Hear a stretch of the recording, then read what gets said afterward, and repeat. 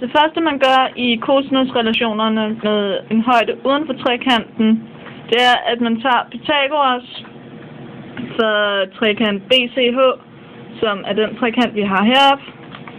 Og den kommer så til at hedde h i anden er lige med a i anden minus x i anden, fordi at det er hypotenusen, vi har, og den ene katete. Så derefter så tager vi Pythagoras for trekant BAH, som er hele den store trekant, vi har her.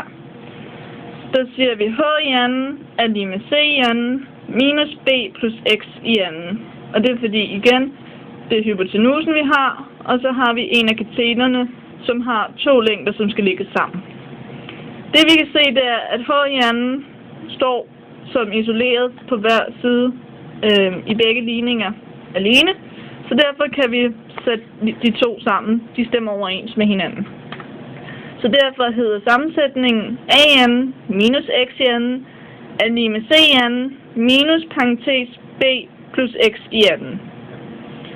Det vi så gerne vil have, det er, at vi har isoleret c i anden. Det gør vi ved at rykke lidt rundt på ligningerne og sådan, så den til slut kommer til at hedde c i anden er lige med x i anden, nej, a i anden minus x i anden plus b plus x i anden.